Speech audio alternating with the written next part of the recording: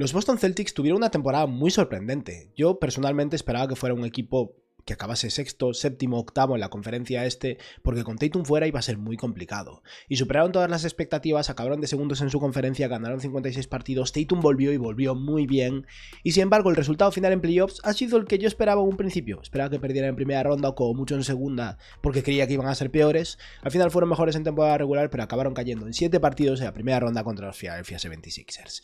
Y no tenía pensado hacer esto tan pronto, pero vamos a hacer el plan para la agencia libre de los Boston Celtics. Ayer subí el de los Nuggets y hoy toca el de Boston. El timing es perfecto. Solo ha habido un partido, es una eliminación. Aprovecho y tiro, que son 30 equipos y es complicado, ¿no? Los que me conocéis del canal ya sabéis que soy fan de los Celtics, así que en este caso tal vez vaya a ser un poquito más extenso que en otros, lo siento. Lo bueno es que ahora voy a ser puramente objetivo en lo que queda de los playoffs porque los Celtics están fuera de la ecuación. Pero vamos a empezar entonces a hablar de la situación económica de los Boston Celtics. Están actualmente a unos 10,3 millones de dólares del impuesto de lujo. Esto con la plantilla completa, porque solo tiene un agente libre en Nikola Vucevic y bueno, un contrato dual en John Tonje.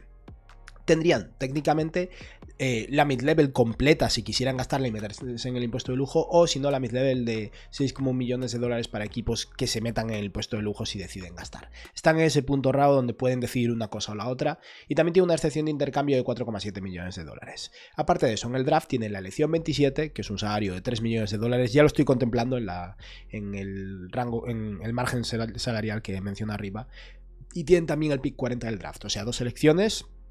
Dos bastante sólidas, aunque es verdad que es un rango muy complicado y particularmente en este draft donde no sabemos quién se va a quedar y quién se va a ir. Y eso, a nivel de agentes libres están Nikola Vucevic y John Tonje. Y de hecho voy a adelantarme ya y hablar del margen real que creo que tienen los Boston Celtics, porque tienen bastantes jugadores que tienen opciones del equipo y tienen la capacidad de generar más flexibilidad.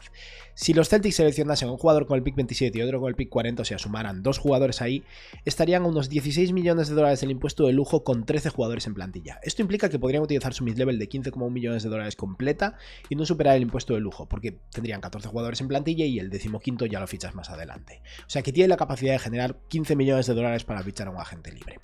Vamos ahora a hablar de las fortalezas y debilidades de este equipo. A nivel de fortalezas, uno es el tiro. Es cierto que a veces no lo parece, cuando se centran tantísimo en tirar de 3, cuando las cosas no funcionan y no consiguen desatascarse, pasa, ¿no? En este último partido contra Filadelfia, el tercer cuarto fue muy muy frustrante por este motivo. Luego consiguieron remontarlo y pelear y estar muy cerca, pero eso, ganan y pierden por el tiro al final, ¿no? El top 2 de este equipo es una fortaleza, Jaylen Brown y Jason Tatum. Tengo muchas ganas de ver qué puede hacer Tatum el año que viene, cómo vuelve tras haber jugado un poco post lesión y recuperarse durante el verano. Y Brown ha tenido un año increíble, que en playoffs, en los últimos partidos, tal vez no dio tan buenas sensaciones, aunque este último partido, con sus más y sus menos, tuvo momentos en los que se echó el equipo a las espaldas, ¿no? Pero es un top 2 muy muy potente y un top 2 que creo que querrán mantener al menos de momento. Continuidad, está mal escrito, pero bueno, tiramos. Eso, Jason Tatum, Jaylen Brown, Peyton Pritchard, Derrick White. Esos 4 nombres, sobre todo. Keita también ya lleva un tiempo. Sherman va a empezar su tercera temporada. Walsh va a empezar la cuarta. Tienen bastantes jugadores que llevan tiempo ahí. Sandhauser también. Y al final creo que eso ayuda a seguir manteniendo el nivel y con suerte mejorar, porque lo necesitan. Porque las expectativas deberían ser aspirar a ganar un anillo el año que viene. El nivel de debilidades, el tamaño, fue evidente, ¿no? Es un equipo con muchos problemas para el rebote y sobre todo a nivel de anotación interior y de intimidación en el interior, ambas cosas. Embiid se los comió en este último partido y es un ejemplo muy claro. También es verdad que Embiid no es normal, Embiid es uno de los mejores pivots de la NBA y la verdad es que ha ido de menos a más y ha acabado jugando un muy buen nivel. Pero eso, es un equipo que necesita o reforzarse o mejorar a nivel interior, ¿no? Y a nivel de anotación. Es lo malo también de tirar tantos triples, que te falta presión de aro. Y otra debilidad de este equipo son los salarios. Con la suma de Brown y Tatum ya te pones en casi 120 millones de dólares de salario y eso complica mucho las cosas y hace muy difícil construir. A nivel de jugadores en plantilla, como decía, tiene la plantilla casi completa. Parece Stevens hace un trabajo excelente de construcción de equipo, la verdad. Pero tienen a Jason Tatum, Jaylen Brown, Derrick White, Sandhauser, Peyton Pritchard, Hugo González, Luka Garza, Dalano Banton, que tiene una opción del equipo, Baylor Sherman y luego 5 opciones del equipo consecutivas. Neemias Queta, Dylan Harper Jr., Jordan Walsh, Amari Williams y Max Ulga. Luego hablaremos de cada uno de ellos de manera individual, pero las necesidades principales de este equipo, una es mejorar en el interior, como decía, tal vez sea mejor orgánica. Keita, cuando no tuvo problemas de faltas, la verdad es que ha sido un muy buen jugador y un tío al que querrá mantener, pero sí que tienen que ganar un poco más de profundidad por ahí. Necesitan conseguir un guard jugable más. Tras perder a Anthony Simons por Nikola Vucevic en ese intercambio, el que ahorraron dinero y se preparaban para salir del impuesto de lujo, se echó en falta eso. Está Derrick White, está Peyton Pritchard, obviamente están Jaylen Brown y Tatum, pero necesitan una persona más que pueda poner un poco el balón en el suelo. Y necesitan evitar el impuesto de lujo. Y esto es algo que a mí no me gusta, y más en este caso porque un equipo que quiere competir por un anillo debería estar dispuesto a gastar.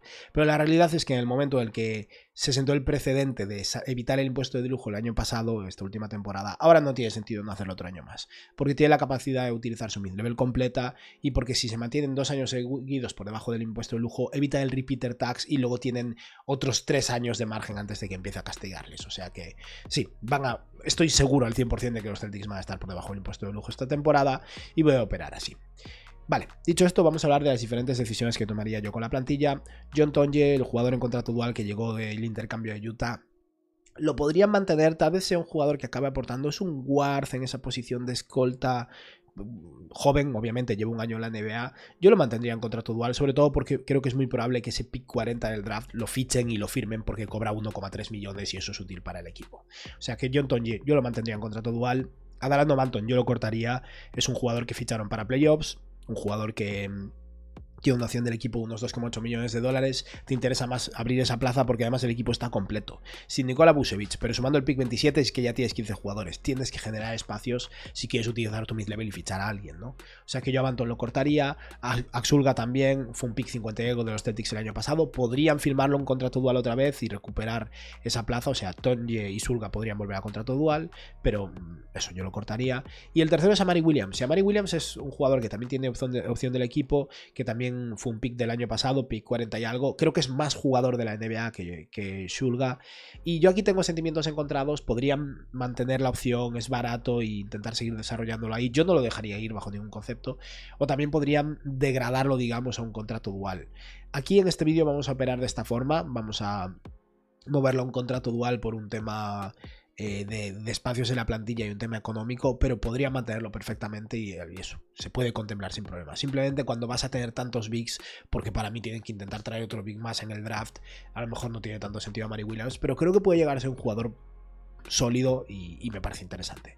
Luego está Ron Harper, que también tiene una opción del equipo. A Ron Harper tienen que aprovechar para firmarlo a largo plazo. Es un jugador que lleva años en la NBA intentando encontrar su hueco y todavía no lo ha conseguido, y un jugador que no es agente libre restringido, no tiene ningún tipo de derecho especial sobre él. Esto obviamente va a perjudicar a los Boston Celtics porque técnicamente si rechazan la player option es un jugador que no tiene tampoco ningún incentivo para quedarse en Boston frente a irse a algún otro equipo, pero yo me imagino que querrá quedarse. Creo que es bastante viable para ellos el llegar a un acuerdo, y estamos hablando de un jugador que al final eso, ha jugado bien, entró al final de la temporada y aportó intensidad, aportó trabajo, y como jugador de ala que se esfuerza en defensa, que mete sus tiros a algo, es muy interesante. Creo que Boston aquí puede perfectamente firmar un contrato de el típico de 3-4 años por la mínima, con partes no garantizadas. Harper no ha tenido un contrato en NBA real hasta ahora y yo creo que aceptará esto. Tal vez le puedan subir un pelín el sueldo si quieren, pero bueno, algo en esa línea de unos 3 millones por año máximo. Creo que sería algo muy, muy lógico, y que si sale bien, si Ron Harper luego de verdad se establece como un jugador de rotación, obviamente es uno de esos jugadores que necesitas. Un jugador barato y capaz de aportar es algo muy importante para un equipo con dos jugadores tan caros como son Tatum y Brown. Luego está Nikola Vucevic. Cuando llegó a Boston, yo me puse menos en el intercambio que otras personas. De hecho, Alejandro Gaitán, lo odió desde el día 1 y tenía razón. Vucevic es un tío con talento, que ha tenido una gran carrera en NBA, que fue el estar en el pasado, pero un prototipo de jugador que está obsoleto. Al final, los pivots de corte ofensivo que no tiran de 3 con la suficiente consistencia o suficiente volumen, aun si es capaz de tirar un poco, y que son conos en defensa, no funcionan en 2026. Y Vucevic va a ser agente libre y tal vez se lleve más dinero que la mínima por parte de otro equipo. Yo me imagino que acabará cobrando 8 o 10 millones en algún lado.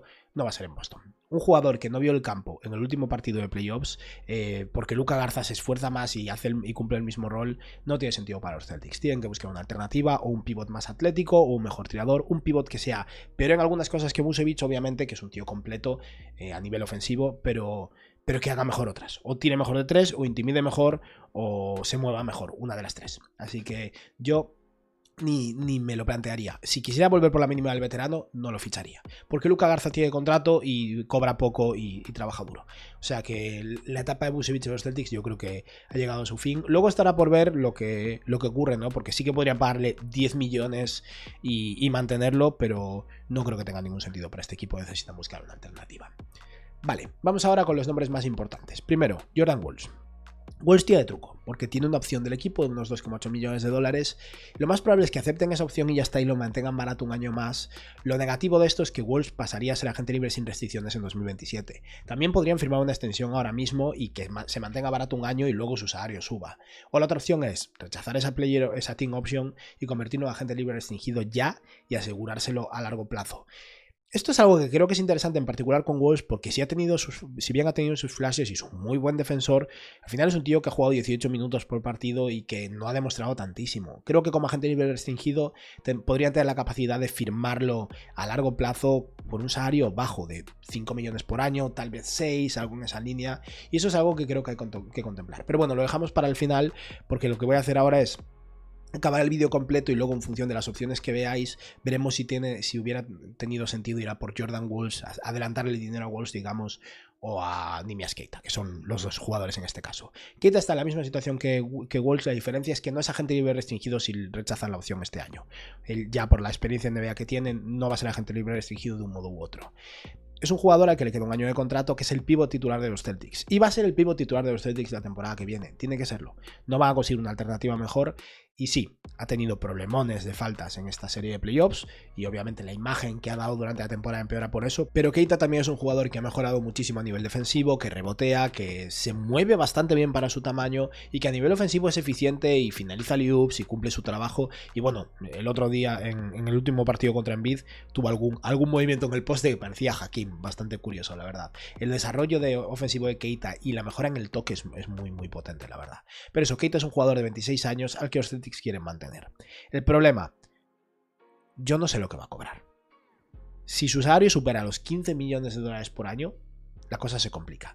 Y yo creo que aquí sería un tema hablar con Keita y con su agente y ver qué aspira a conseguir. Porque yo si fuera los Celtics estaría muy, muy cómodo y muy feliz pagándole 11, 12 millones por año y firmando a largo plazo. Pero si se va a 18 millones, 20 millones, que tal vez se los merezca, los playoffs pueden ayudar a recortar un poco ahí, pero si se va a ese rango, lo mejor para Boston es mantenerlo con esos 2,8 millones este año y ya se verá. Pero también tienen ahí poder de negociación, porque no haber ganado dinero real en tu vida, ya me gustaría a mí, pero bueno, no haber ganado dinero real en tu vida y quedarte un año más cobrando 2,8 millones de dólares con riesgo de lesión y de luego no ganar ese dinero, o que rechace la opción, te conviertas en agente libre inmediatamente y llegas a un acuerdo más barato, es algo que le da poder a los Celtics. Y si consiguen renovarlo por 12, 13 millones, yo lo haría y ya está. Porque es mejor pivot que cualquier jugador que vayas a conseguir en agencia libre. Esa es la realidad.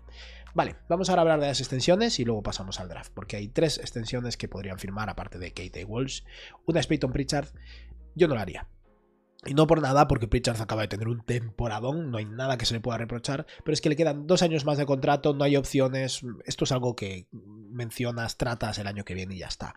Y además la extensión de Peyton Pritchard es rara, porque este Peyton Pritchard vale dinero, este Peyton Pritchard vale más de 20 millones por año. Un tío que promedia 17 puntos por partido, un 38% en triples, con 7 triples intentados, 5 asistencias, este tío vale más de 20 millones por año. Pero tiene 28 años y es un jugador pequeño. Quiero ver un año más, por si acaso. Entonces, esta es una conversación que se tendrá en 2027. Derrick White, no. Yo no lo extendería. Otro jugador que no es agente libre el año que viene, no hay riesgo, pasa con White, pasa con Pritchard, pasa con Jaylen Brown, del que hablaremos ahora. Yo no lo extendería y ya está. Y White tuvo unos playoffs terribles, es la realidad. Y una temporada terrible a nivel de eficiencia. Pero es un jugador con un impacto tremendo a nivel defensivo y un tío que realmente aporta muchísimo más de lo que la eficiencia puede demostrar. Creo que Derrick White se merece una extensión. Ya cobra 30 millones, le quedan años por delante, tiene 31 años. Yo no me metería aquí. ¿Intentaría intercambiar a Derrick White? No.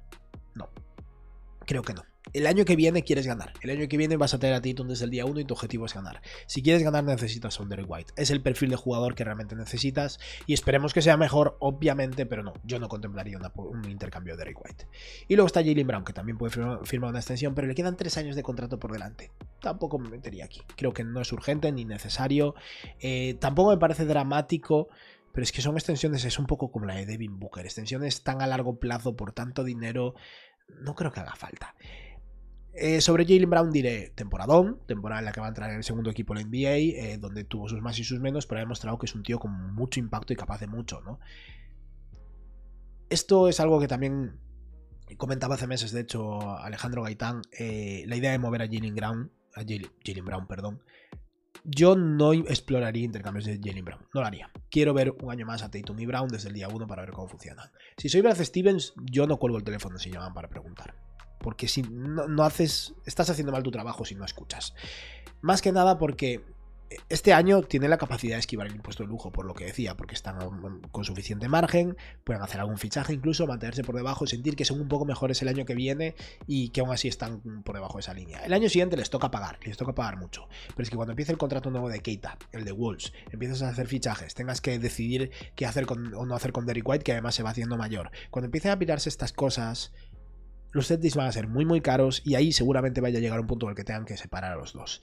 Y en ese caso a lo mejor adelantarse puede tener sentido.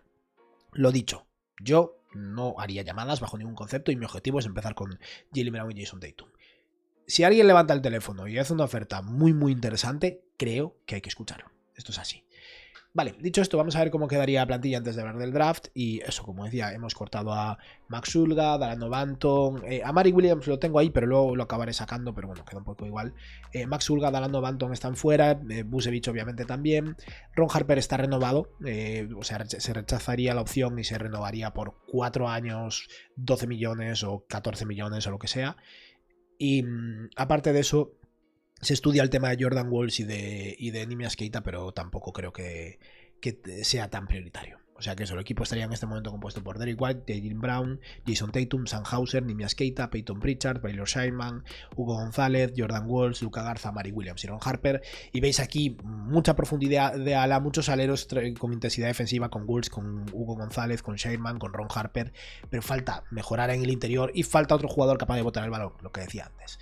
Y eso es lo que vamos a intentar atajar un poco en el draft. El pick 27 no es una maravilla. En el pick 27 puedes encontrar buenos valores. Pritchard fue un pick 26 o algo así, por ejemplo, pero también muchas veces salen mal. Aún por encima es muy difícil saber quién va a estar o quién no va a estar, pero jugadores que yo contemplaría en este pick. Si milagrosamente Ben Steers queda hasta aquí, yo lo seleccionaría. No va a estar, no va a pasar.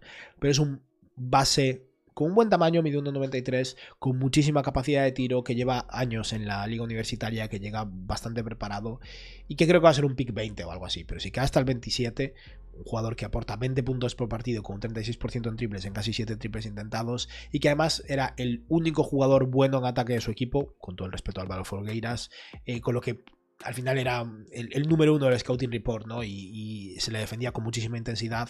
Creo que es un jugador que puede aportar y un jugador muy interesante. Luego está Isaiah Evans, que ya lo mencioné en otro vídeo anterior. Evans es un jugador que a mí me gusta mucho como prototipo de jugador 3&D. Es más un escolta alero, no es ideal, tampoco es un playmaker, pero si cae hasta aquí me parece un valor difícil de rechazar y ya solucionarás otras cosas en agencia libre, ¿no? Tyrese Reed Jr. me gusta mucho para el interior, al final sería una dupla Neemias Queta, Tyrese Reed con Luka Garza, pinceladas Luka Garza y Amari Williams y tal. Es un jugador que creo que sería un muy buen valor para los Celtics. Una vez más, yo no estoy nada convencido de que vaya a caer hasta aquí. Luego hay un chaval joven que tal vez caiga por... en caso de que se quede, que ya sabemos que estos jugadores se pueden salir, alguno de ellos, ¿no? Los que he mencionado hasta ahora, Isaiah Evans podría salirse, Ben Steers y Tyrese Reed no, porque ya llevan 4 años universitarios. Pero hay un jugador joven que es un proyecto a largo plazo, no alguien de impacto inmediato, pero que al mismo tiempo me parece muy interesante en Chris Cenac Jr. Cenac tal vez vuelva a Houston y ya está, no lo sabemos. Vale, hice un corte para confirmarlo por si acaso. Sí, confirmamos que al menos de momento Cenac sigue en el draft, ¿vale? Pero Chris Cenac es un 4-5 atlético que creo que puede llegar a ser un muy buen defensor, se mueve bien, creo que va a tener capacidad de intimidación, aunque solo promedia ese medio tapón por partido en su primera temporada, y hay unos pequeños flashes de jugador capaz de tirar de 3. Esto tiene un poco de aspecto de Kai Jones, es verdad, pero la diferencia es que Kai Jones era un jugador ya de segundo año, que solo salía desde el banquillo en su segunda temporada y eso a lo mejor era un poco una red flag. Pero eso, creo que Cenac puede ser un jugador versátil que pueda llegar a ser muy bueno. Y 25 minutos por partido, casi 10 puntos y 8 rebotes en su primera temporada. Es un jugador interesante, es un proyecto, pero si está disponible aquí, igual que Hugo González era un proyecto y lo seleccionaron, yo iría por Chris Zenak. Seguimos con Henry Besar, y este es el jugador que voy a considerar que consiguen, porque hasta ahora muchos eran, a ver si hay suerte y caen. Creo que Besar es bastante viable que esté aquí. Es un jugador que podría volver un año más a la universidad y llevarse mucha pasta además, porque jugó 3 años en la universidad y es muy bueno, pero todo parece indicar que quiere quedarse en el draft. Y Henry Besar es un pivot. No es el jugador ideal a nivel defensivo para los Celtics, pero es un jugador que creo que se complementa muy bien con Keita y básicamente es una versión mejorada de Garza, en mi opinión.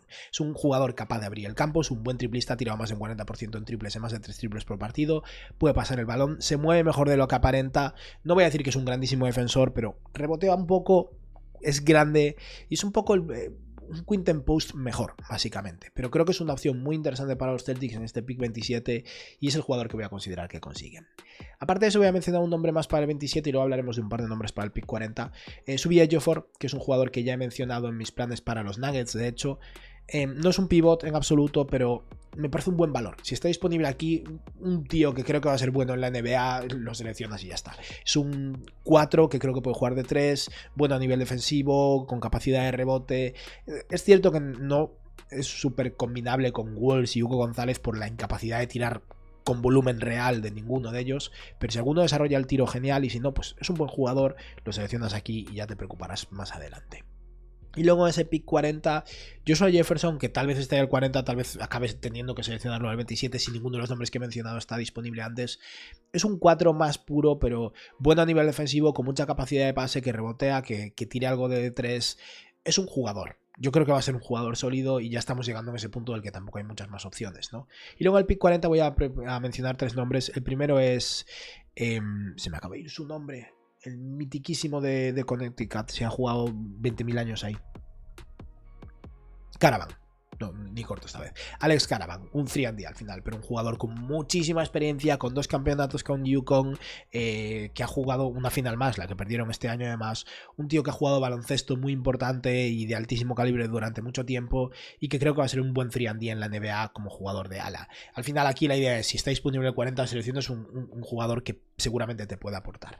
Luego otro nombre es Milan Mansilovic, que ha sido básicamente el mejor triplista de la liga universitaria este año. Se ha tirado más de un 40, creo que como un 48% en triples en más de 7 por partido, y es un jugador de 2 metros 3. Esto es un sustituto para Sandhauser, básicamente. Si está disponible aquí, que es un jugador que podría volver a la universidad y ganar mucho dinero también, como veis, le queda un año más, pero si se queda en el draft, que parece que tiene ganas, y está disponible en el pick 40, es un jugador muy interesante. Creo que es posible que esté disponible porque, igual que Hauser fue no seleccionado en el draft, es un jugador limitado a nivel defensivo, que no aporta mucho más que su tamaño y su capacidad de tiro, pero es un triplista de tantísimo calibre que es un jugador interesante. Y eso, si funciona y es capaz de producir, te da la opción tal vez de mover a Sandhauser, sacar valor por él y ahorrarte dinero. Y por último, el jugador que voy a considerar que seleccionan, Jaden Bradley. Bradley es el base de Arizona estable y veterano.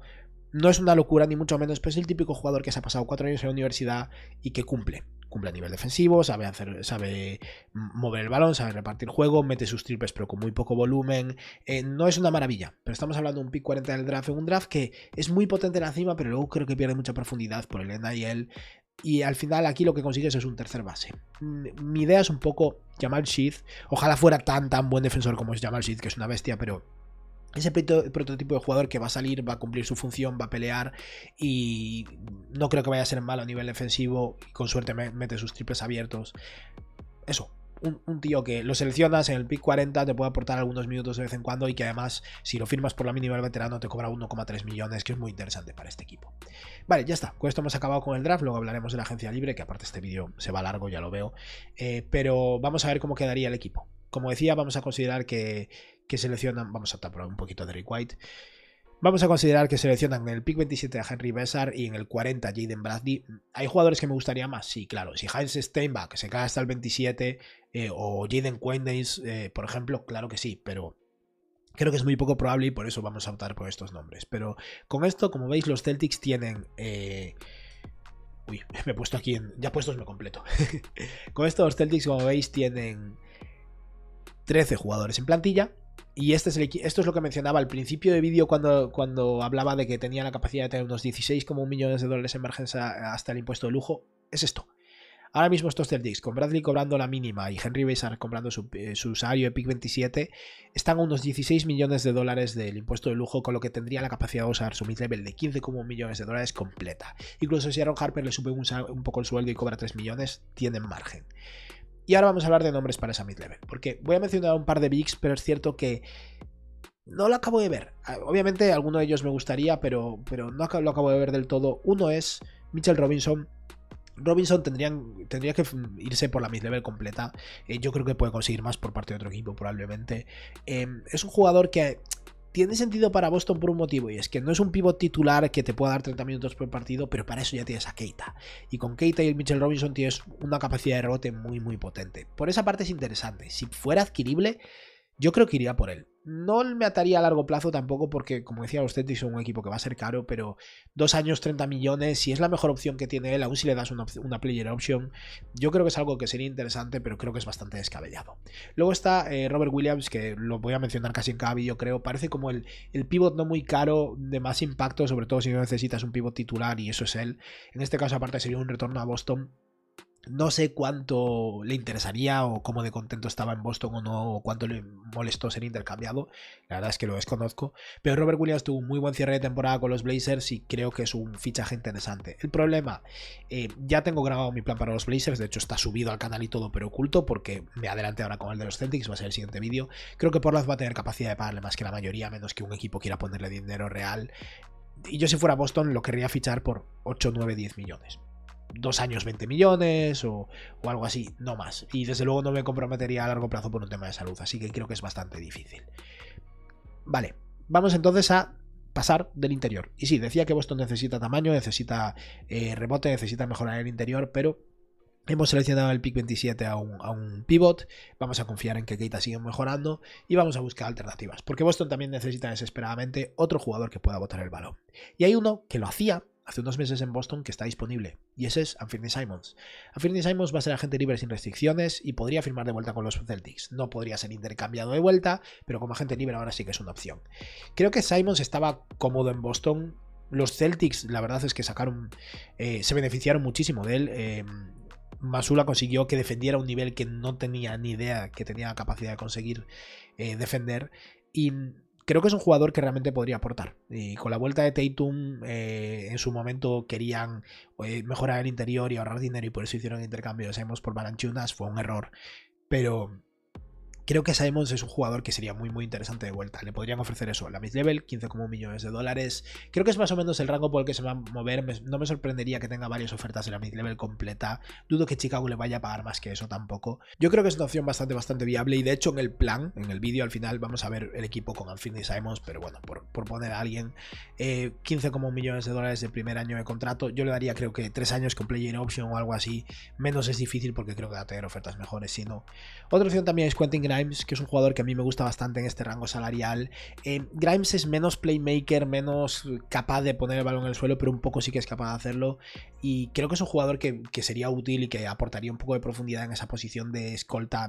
Grimes es más escolta puro que combo guard, pero creo que sería una opción interesante también. Si no, pasamos a Marcus Smart. Esto es raro, pero igual que hablábamos de un retorno de Robert Williams, incluso a Anthony Simons, Smart es agente libre. Bueno, tiene una player option de 5 millones que va a rechazar porque ha justificado ganar más dinero, pero yo creo que los Lakers van a llegar a un acuerdo con él, le van a pagar más y se va a quedar porque es que ha sido tremendo para ellos. Pero si por lo que sea los Lakers deciden escatimar en gastos y priorizar a otros jugadores, es una posibilidad. Yo tengo sentimientos encontrados, porque Smart es un jugador que fue potentísimo para los Celtics durante un tiempo, pero también fue un líder del equipo y a lo mejor llega y resulta disruptivo en algunos aspectos. Pero creo que es alguien que les vendría muy bien, así que vamos a plantear eso, la opción de Marcus Smart por 10 millones por año, 2 años máximo. Todos estos jugadores, con excepción de tal vez Quentin Grimes, no me encantaría atarme a largo plazo, pero bueno. Y luego la última opción que voy a mencionar es José Alvarado. Esto es más barato, desde luego, pero los Knicks son caros, no sé cuánto van a querer gastar o no van a gastar. Alvarado tiene una player option de 4 millones y medio que creo que rechazará porque puede aspirar a ganar más. Boston a lo mejor le puede pagar 3 años 24 millones, por ejemplo, unos 8 millones por año, para que sea el suplente de Peyton Pritchard y aporte un poco de carácter, un poco de intensidad, un poco de lucha, que tampoco le viene mal a los Celtics, un líder de este estilo, porque van justitos ahí. Y lo interesante de ir a por alguien como José Alvarado, si fuera el caso, si acabaran firmándolo a él, es que aún tendrían algo de margen hasta el impuesto de lujo porque no habrían gastado todos esos 15 millones. Y ahí sí que puedes plantearte ir a por o subir el salario de Jordan Walls o de Neemias Queta y adelantarte con uno de los dos. Lo ideal sería Keita, obviamente, pero para eso tendría que ser un salario muy inferior a lo esperado. Pero incluso Walls, obviamente esto a nivel de timings es raro, pero ya sabemos que la agencia libre mucho se trabaja antes. Si tú ya sabes que puedes conseguir a Anfernee Simons o ya sabes que no puedes conseguir ni a Simons, ni a Quentin Grimes, ni a Mitchell Robinson y que no vas a gastar la mid-level completa, te puedes adelantar. Esto sabemos cómo va, ¿no? Y en ese caso, subir el salario a Jordan Walls de la mínima del veterano a que cobre 6 millones por año y firmarlo por 3 años 30 millones, por ejemplo, 3 años 35 o algo así. Creo que es una opción muy viable. Con Keita es que sería más complicado, sería ya irte a los 3 años, no sé, 4 años 60, tal vez un poco menos, 3 años 50 o algo así. Llega un punto que ya es complicado hacer funcionar las cuentas ahí. Pero vamos, creo que es una opción que podrían explorar en caso de gastar menos de la mid-level, porque obviamente te adelantas a un gasto futuro y pagar por adelantado te permite rebajar dinero a largo plazo, ¿no? Y ya con esto hemos acabado, este sería el equipo. Vamos a considerar que se quedan Anfernee Simons, pero bueno, que lo dicho, podría ser Simons, podría ser Alvarado, podría ser Quentin Grimes, podría ser Mitchell Robinson o Robert Williams, pero lo veo más difícil. Y el equipo entonces pasaría a estar compuesto por Derrick White, Jaylen Brown, Jason Tatum, Sam Hauser, Neemias Queta, Peyton Pritchard, Anfernee Simons, Hugo González, Jordan Walls, Luka Garza, Henry Bessar, Ron Harper Jr., Baylor Sheinman y Jaden Bradley. Creo que con Jaden Bradley suman un base sólido de fondo de banquillo. Creo que Henry Bessar puede ser un jugador muy interesante para ellos. Anfernee Simons de vuelta tiene mucho sentido si fuera viable. La verdad es que creo que es algo que les ayudaría un montón. Y con esto suma un poco de tiro con la llegada de Simons y Bessar, que es algo que le faltaba en la segunda unidad, siendo realista. Sigue manteniendo muchísima intensidad defensiva y es desarrollar a Hugo González, a Baylor Sheinman, a Jordan Walls, a Ron Harper y ver un poco qué les pueden dar. Y con suerte a largo plazo a lo mejor puedes mover a Sam Hauser y sacar un poco de valor, ahorrar un poco de dinero por ahí y prepararte para los gastos que vienen, que van a ser duros. Y nada, ya está. Con esto hemos acabado por hoy. Con esto hemos acabado con mis planes para los Boston Celtics en la agencia libre 2026. Decidme qué os parece, si estáis de acuerdo o no, si creéis que es viable lo que he planteado. ¿Y este es un equipo de campeonato? Sí. ¿Es un equipo favorito para ganar el anillo? No. No, ese equipo está en el oeste y somos San Antonio, Oklahoma, pero creo que es un equipo que puede pelear por seguir del este, que es el objetivo, si Tatum llega al 100% y sano y tienen al resto del núcleo bien. Nada, y para acabar, quiero como siempre aprovechar para darle las gracias a los miembros del canal. Muchas gracias a todos por vuestro apoyo, se agradece muchísimo. Y quiero responder una pregunta y ya acabamos. Y la pregunta que voy a responder hoy, o el comentario más bien, es de Womi-sama y lo que dice es: ¿por qué en debilidades no está Jamal Murray? Estoy hablando en mi vídeo de los Denver Nuggets y obviamente lo que está haciendo es criticar a Jamal Murray, ¿no? Y quiero responder esto porque Murray tuvo un muy mal partido 7 y tuvo algún partido flojo más en la serie. También tuvo muy buenos partidos en esa primera ronda de playoffs donde cayeron ante los Timberwolves. Murray tuvo la mejor temporada de su carrera. Este año va a ser el NBA y merecido, y fue All-Star. Y es un jugador que actualmente esta temporada ha rendido a la altura de su salario perfectamente. O sea que no es una debilidad. En absoluto. Murray es el segundo mejor jugador del equipo y es un jugador con el que se puede ganar, porque ya lo sabemos, se puede ganar con Jokic de primero y Murray de segundo. Los Nuggets tienen mucho que trabajar, cosas que cambiar, pero Jamal Murray no es una debilidad. ¿Podrían explorar un posible intercambio de Jamal Murray? En algún contexto podría tener sentido, pero no demasiado, porque ¿quién bota el balón después de él? Jokic solo, no tiene sentido. O sea, Jokic necesita un guard potente que le apoye y ese guard es Murray, que además se conoce con Jokic de toda la vida, ¿no? Y nada, ya está. Esto ha sido todo por hoy. Espero que os haya gustado el vídeo y que tengáis un buen día. Adiós.